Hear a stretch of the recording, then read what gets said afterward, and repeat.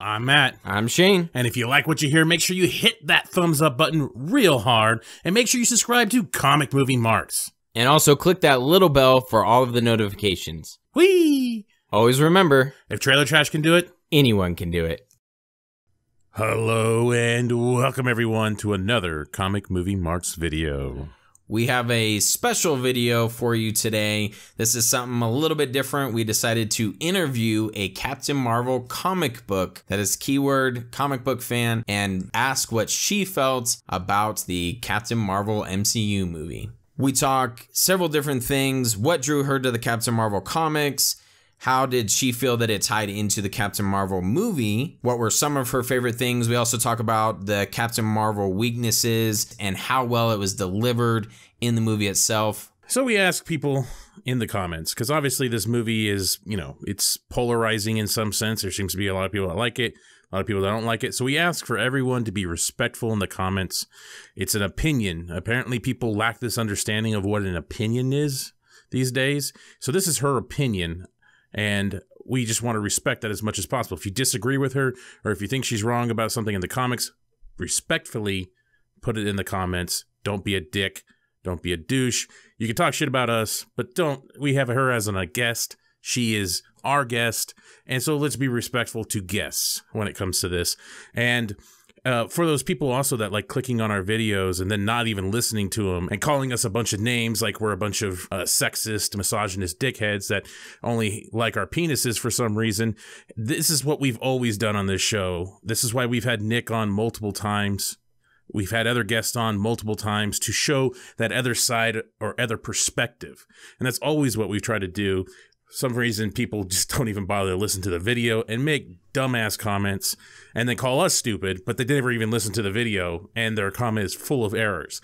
So don't be that dumbass. Make sure you listen to this video and try to understand her opinion and her perspective. Yep, we found one of the 5 Captain Marvel fans in the entire world, so please don't scare her off and hope you enjoy. All right, you heard it in the intro. I am here with a Captain Marvel fan. This will probably be our last Captain Marvel episode that we do, but welcome, Sam. Hello, thank you for having me. Sam is from the Isle of Man, but she is all the way here in the United States, and she's ready to talk about Captain Marvel. She has a ton of history, was a huge fan growing up. Am I right? Yeah, well, I'm more in the last couple of years. I got most into it. Okay, gotcha. So very well knowledgeable in Captain Marvel comics. And then obviously the Captain Marvel movie came out. Yeah. So first question, we'll jump right into it. What drew you to the Captain Marvel comics? I just really liked her as a character. I kind of got into her when I started watching. There was this cartoon series that was released.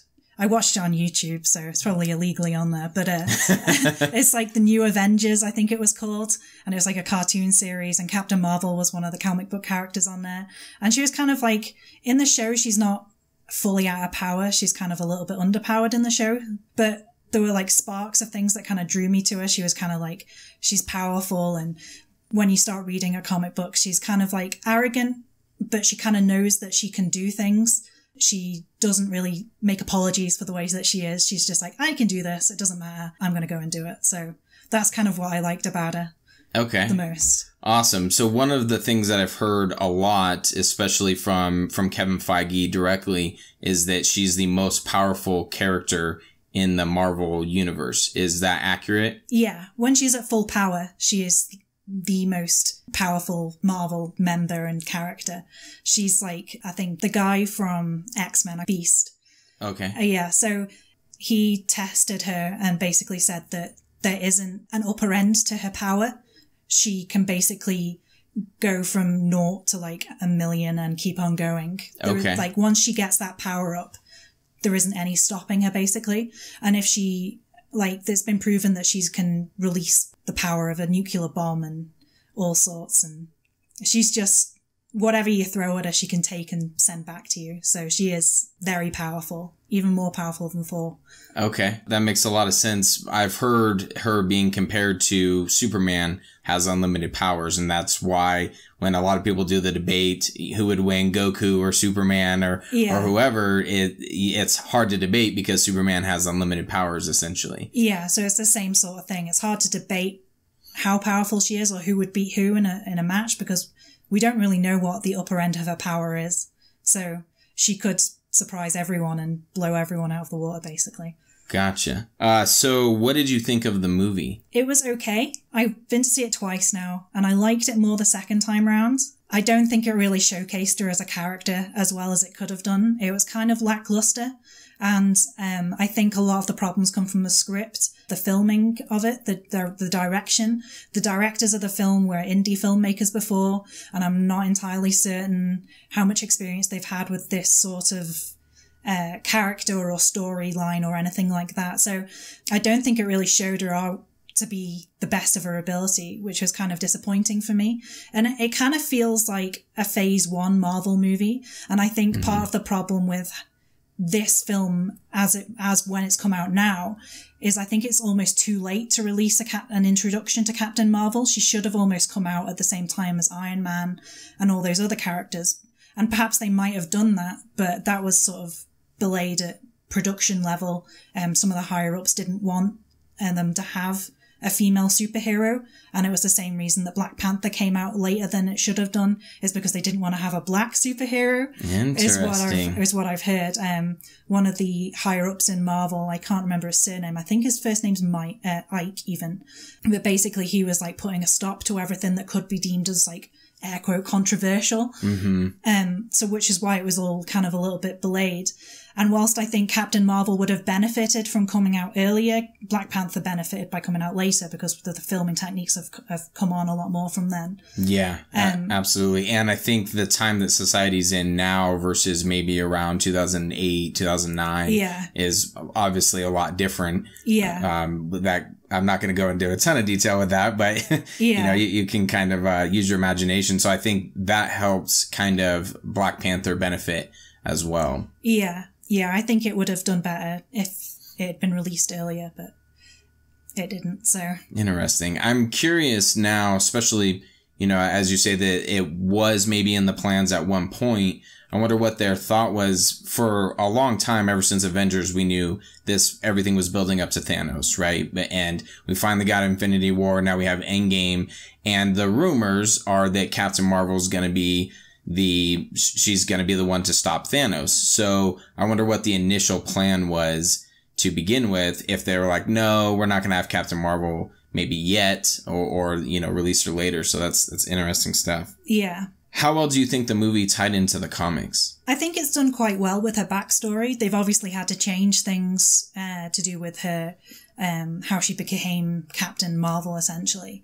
They've kind of skipped over a lot of her history and everything, which obviously they have to do, and they've done it for a lot of all their other stuff that they've released, some of it good, some of it bad. Her origin story kind of fits well for what they've done with Marvel so far, but again, the problem with her origin in this film is I don't think it really explains very well how she got her powers from it. I think that was my biggest issue with the film, is that it didn't really tell us anything about her powers. It was just kind of like, oh, she was caught in an explosion, she's super powered now, sweet. And she kind of learns as she goes along, and she's been with the Kree for 6 years but doesn't know how to handle her powers. Like, it doesn't make much sense to me that way. I get that the film was kind of like showing her learning as she went, like the scene when they do that I'm just a girl fight scene, and you can see her being like, oh, okay, this is what I can do with my hands and all that. I kind of feel like she would have learned that earlier, having these powers.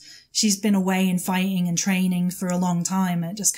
She was kind of like a baby in this film when she really shouldn't have been. So what is her origin in the comics? In the movie, as you talked about, she is obviously a part of an explosion, and they don't really, in my opinion, I agree with you, they don't elaborate on that and go into a whole lot of detail. I mean, you would think that she's a part of an explosion, she just would have been vaporized. Yeah. But especially when the Tesseract is in. Right, exactly. So somehow she's able to get the powers, and it you know, I guess you can kind of buy into it. It is a comic book movie. But that's one of the things that I felt was a little lackluster as well. And it didn't quite make sense. So in the comic books, she still is caught in an explosion, but it's not a prototype aircraft or anything that explodes. It's something called a Psyche Magnetron, which the Kree are after. And she gets caught Mar-Vell gets caught between her and this Psyche Magnetron, which explodes, and it replaces her DNA with Mar-Vell's DNA. Gotcha. So she essentially becomes a Kree because it swapped their DNAs around, essentially. Interesting. And kind of melded them together. So it's kind of similar in the film, but it doesn't almost make sense with the Tesseract being involved, because if a human's involved with an Infinity Stone, they should be vaporized. The only reason that Star-Lord was able to hold onto the stone is because he's half god. Right. So that would kind of imply that she's half god. But the only thing I can think of is that in the explosion, somehow her DNA's been fused with the Kree DNA, and then because she's Kree, she's able to withstand the Tesseract, and that's where she gets her power from. Like, I don't know. There's a lot of questions there that they're kind of left open. I kind of felt like the film was setting her up more as a character, and they didn't do that very well, and they just didn't explain a lot of things very well. It's kind of left it really open. Yeah, you're able to come to those conclusions because you know so much about it. Yeah. And even for someone like myself who's seen a lot of the movies, I can kind of try to draw my own conclusion from it. But for people who don't know a whole lot about the character, you're just assuming, oh, this explosion, that's how she got her powers. Okay, I guess works for me. Yeah, and considering she's not as big a comic book character, well, she is big, but to, I don't know, say like teenagers who've grown up watching the Marvel films, they won't necessarily have known who Captain Marvel is unless they've read the comic books. Right. Or they've watched one of the shows or something. So I kind of feel like they should have done a bit more to kind of establish who she is and what she can do, and like what her powers are and how she uses them and stuff. Because even when we were coming out of the cinema, my husband asked me like, well, what is her power? Like, I don't know what her power is from the film. Like, where's she getting these photon blasts from? So they never really explain that. That's a good question. And for the reason of why can she go through like nuclear warheads coming to Earth and turn them around and then blow them up and go through the explosions and survive it? Like, how is she suddenly realizing she can do this sort of thing? It never really explains it. That, she absorbs energy. That's her power. So as much as you throw at her, she literally absorbs it and can send it back to you. So that's the reason she's so powered when she gets up into space and she sees Ronan in the spaceship, is she's taken the power of these warheads and sucked it in, and she's now super powered because she's got all this energy from the explosions, which is why when she slams her fists together, you get this whole light show going on. So the more she gets hit, the more powerful she becomes, basically, and she's got to expend that energy, sort of thing. She can pull it from the environment as well, so there's all sorts that she can do, and none of this is explained. Right, exactly. Yeah, they didn't do a very good job at kind of showing the growth, I guess, of how her powers kind of come to be and how she's able to grow into them and learn. It's just an assumption, I guess, at that point. They kind of made it a human teachable moment, which is, when you hit me and I'm down, I'll get back up again. They made that into a human teachable moment. But really, I guess it's more about her powers. The harder you hit her, the faster she's going to get up, and the faster and harder she's going to hit you back, kind of thing. Mm-hmm. So on the note of her powers, what is, I guess we'll start with the comics. What is Captain Marvel's weakness? If you catch her by surprise and she's not powered up yet, you can kind of get her. So is that how they write some of the stories? I unfortunately haven't read a single Captain Marvel comic. So is that how they write some of, I guess, the obstacles that she would have to overcome? Is it more in the battle? Is it emotions? How do some of the stories? So it's kind of human weakness. Okay. She can be hypnotized, can let her emotions get the better of her sometimes. Mm-hmm. But yeah, it's more, she's like mentally weak in some places, which is how her enemies kind of get the better of her. Okay. That way it's kind of winding her up, and she sort of shows a weakness, and they're able to get in her chinks in her armor that way. Gotcha. So do you think that being that is her weakness, something else that is also similar with Superman. Do you feel that they did a good job showing that in the movie? No, not really. I mean, they kind of did in that she's impulsive and that she kind of goes and does what she wants, sort of thing. And she does get angry, and she lets her, like when she's training with Yon-Rogg, she lets her anger get the better of her because he's besting her in physical combat. So she uses her hands to beat him, basically. Because she's like, I've got this power, I don't have to fight you, I'm just going to knock you down. Like, why am I holding myself back? Right. And I think she was quite emotional in the scene where she finds out that Yon-Rogg's been the bad guy all along, and the Skrull guy's there. But yeah, so she kind of shows a little bit of weakness there, but I kind of think they did it in a way that they wanted to show that she was still highly trained. So the Kree have kind of trained her to not listen to her emotions. So when she feels herself getting like really wound up about something, she needs to take a step back and be like, no, that's a human reaction to this. Sort of like, well, that's a weakness, and I need to quell that, and I need to not lose my head about this, which I think was very subtle in that scene. Obviously, the human Maria was a lot more emotional about, you are my best friend. Right. You've always been there. You're the only person who's ever believed in me, sort of thing. She's getting emotional about that. And I think they did kind of touch on that. But again, I think the only thing they tried to push across that was making her weakness was just that she was kind of sassy. Right. In a way. That was like her only thing, that she used humor as a workaround. Is she written like that in the comics? Because I feel like that's a very common thing in just Marvel movies in general, is everyone has that sassiness.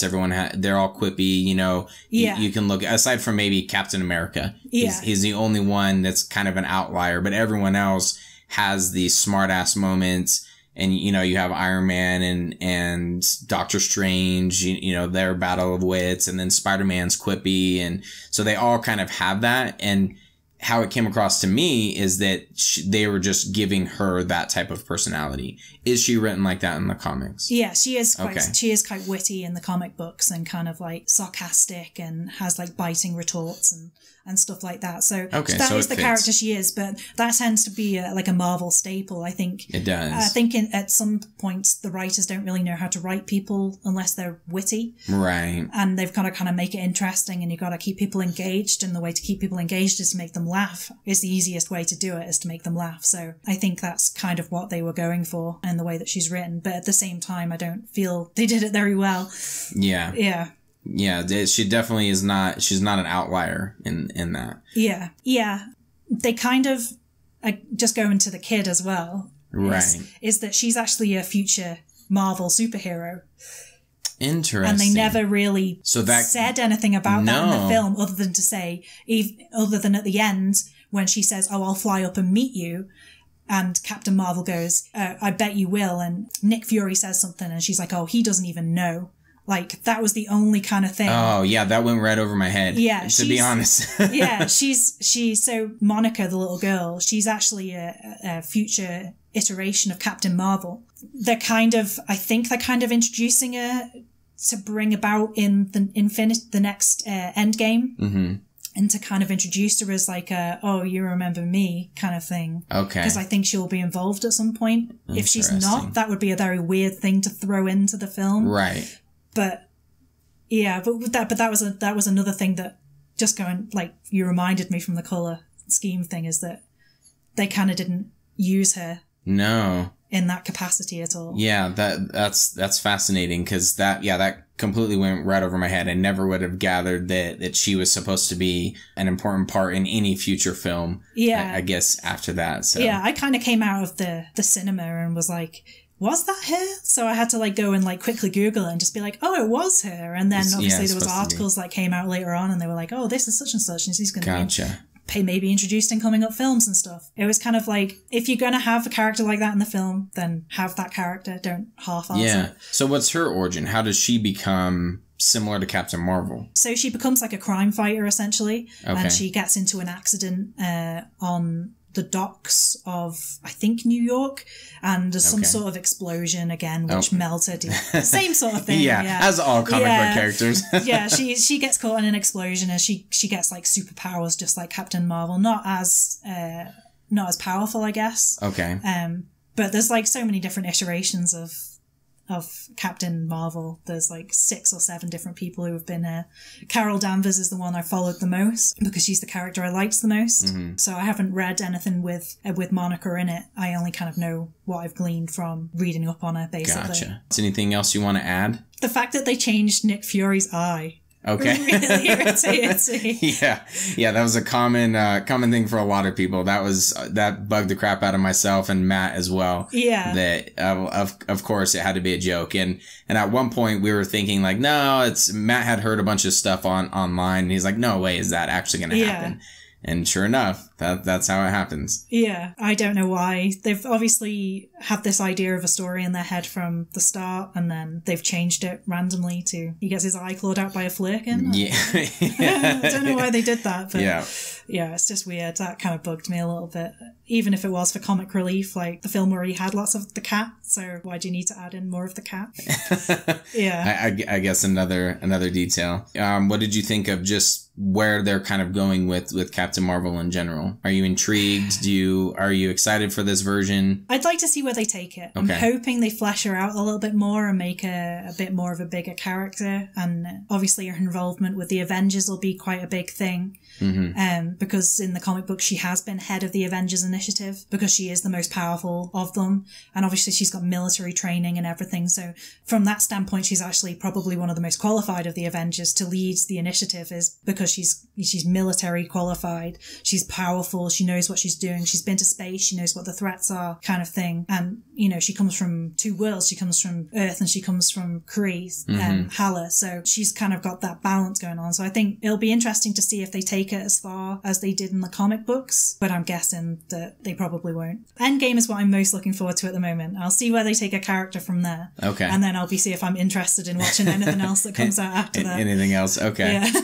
So we like to give the movie a rating out of 5. Marks is what we call it. Yeah. I believe I was somewhere in like the 2 range. 2 out of 5. I don't remember what Matt was. Maybe he was around the same. Maybe I think he was 2.5. Like 1.5. Okay. from when I've listened to the episode. Okay. Awesome. Yeah. So what would you rate this movie? I would give it like a 3. I think it's kind of middling. I enjoyed it more on second viewing. If you'd asked me that when I'd first watch it, I would have probably said 1. Really? Yeah. Okay. And what were some of the things that bumped it up for you in the second viewing? I think, to be honest, a lot of my gripes were kind of like personal. I think because I wasn't feeling very well the first time I watched it. So I think I wasn't really in the mood to watch it, kind of thing. So everything that was kind of niggling at me in the film kind of was exponentially worse because I was already in a bad mood. So it was kind of like, hate this film. Right. It came out and just hated it. So nothing necessarily with the movie itself. Yeah, I think it was just I wasn't in the mood to watch it. Gotcha. So were there certain things that I guess bugged you personally in the first viewing that when you watched it a second time around you went, it wasn't that bad? Yeah, I think actually as well, when I first watched it, I had too higher expectations for it. So I was disappointed when I came out, and then the second time I went to see it, because I didn't have the weight of those expectations anymore, I was kind of more able to enjoy it as a film. So I think that's probably where the balance of people liking it or hating it comes from, is like some people know the character, so they will have been disappointed by it, and other people will have just watched it as a Marvel film and been like, oh cool, we've got a female superhero. Right. But at the same time, she's kind of like a gender neutral hero in the comic books. Like her sexuality and her gender doesn't really ever come into it, apart from where it's forced in certain storylines, but it's never been a question in the comic books. So yeah, do you think that's slightly disappointing to just accept it as, it was decent, it's another Marvel film, it's the first female-led superhero? Do you think that maybe that's almost a disservice to the character? Yeah. Sorry, now I'm prying a little bit. No, you're all right. I think it is a bit of a disservice to her because she is such a powerful character and there's just so much more to her that just isn't shown in the film. I don't think that's an acting problem. Like, I really like Brie Larson in the role. Like, I think she does a really good job with it. I just think the scripting is poor and the story was poor. And I think if this film had come out in 2007 or something, I would have loved it, but because it's coming out now and it kind of just feels, like I said before, it's a phase 1 Marvel film at phase whatever we are now. Yeah, it would have been fine if it was released around the same time as Iron Man or something like that, but to release it now is a disservice So the character and the story arc and everything. And I think there just could have been better direction, a better script, better everything for it. Yeah. So it's kind of a lot more letdown. effort. Yeah. Yeah. I think for me and if anyone has listened to the previous episode, that was my biggest gripe, is it just felt like yet again another Marvel movie, that there really wasn't anything different. Nothing that really took me out of, okay, this is a standalone. And now I believe that she can take on Thanos. I'm excited. She's going to be a badass. It was just kind of yet another Marvel movie. And there's similar characters like Doctor Strange that felt exactly the same, where we thought, oh, okay, this is something different. It's, it's going to be magical and all these things. And then at the end of the day, it just felt like another Marvel movie. Yeah. So that was kind of my biggest disappointment, I think, with this one. Yeah. I think as well, a bit of the problem is at the moment that we're kind of hitting like comic book movie fatigue. Mm-hmm. Like we've had too many of them and they're all kind of the same now. In comic books, that's fine because tend to read a character storyline and you may read them all, or you may read just the omnibuses with all of them in or anything. Mm-hmm. So it kind of works to have these repetitive storylines and stuff because you're never going to see them all at the same time, right, kind of thing. Whereas now we've kind of reached a point where we've got so many superhero movies and they're all kind of doing the same thing and no one's doing anything interesting. When there's you've got 50, 60 years of comic book history to pick from, how can you not come up with something interesting? Right. Zack Snyder. Yeah, exactly. So I think just touching on DC, I didn't like Wonder Woman when I first saw it. I didn't believe Gal Gadot. But I think on reflection, I probably like Wonder Woman more than Captain Marvel's film, which is saying something. Yeah, absolutely. I think you definitely hit on something. We'll have to touch on it a little bit more, maybe in another episode or something like that. But we're getting to the point, especially with Disney acquiring Fox, that most of the movies are going to feel the same. And it's going to continue that way. And hopefully someone throws a monkey wrench in the whole thing. Thought it was going to be DC. I don't know, after Aquaman. Yeah. That's kind of my nitpicking movie in and of itself. But yeah, any final thoughts? Anything else you want to add? No, I think that's everything. I think the only thing I kind of want to say about it in general is that if you want to touch on the whole, our first female superhero thing, as a woman, I should have come out of that film feeling empowered and oh yeah, I can go get the world and stuff. And I just didn't get that. Whereas when I came out of Wonder Woman, I immediately wanted to go and fight someone or go get in shape or join a kickboxing club or something. Right. I came out and was I can do that. Interesting. Hell yeah, I can ride a horse backwards and backflip up it and shit like that. But I just didn't get the same thing from Captain Marvel. So interesting. Yeah, that definitely is an intriguing thing, especially as you said, as a female, that I think that was their goal. And when you get into kind of the same type of movies that they just keep pumping out, maybe that's part of it. Yeah. So I guess that's what I wanted to say about that. Cool. Well, thank you very much for coming on. Really appreciate it. We appreciate the insight. We thought it would be cool to have a Captain Marvel fan. Recently we had someone who said we should change our name to DC Movie Marks. So it's nice to have someone else's opinion, especially of the female gender instead of two idiots on our side. So thank you very much for coming on. That's cool. Thanks for having me. Well, I hope you enjoyed this perspective. Again, it's a different perspective than what's been broadcasted on our channel, and I really don't see many people that have read the Captain Marvel comics talk about the movie necessarily. I haven't watched that many reviews, but I still think it's a perspective that is interesting to hear anyway. Even if you disagree, it's still cool to hear that other perspective. Absolutely. And thanks again to Sam for coming on. It was cool to hear some of the things that she had to say. She briefly touched on how she felt about Captain Marvel, even as a woman. So I thought that was really cool that she went into that a little bit. So thank you again to Sam for coming on. In case I don't see you. Good afternoon, good evening, and good night. Congratulations, you made it to the end of the video. You're one of very few to make it to the end. Yes, thank you very much. Make sure you hit that like button and subscribe to Comic Movie Marks Podcast and hit the notification bell. All these fucking YouTube channels say this shit, so I'm going to say it now. Yes, it's perfect. And if you want to hear our full podcast, you can check out our podcast on iTunes or any other podcast subscription service. Make sure you subscribe. Thanks again.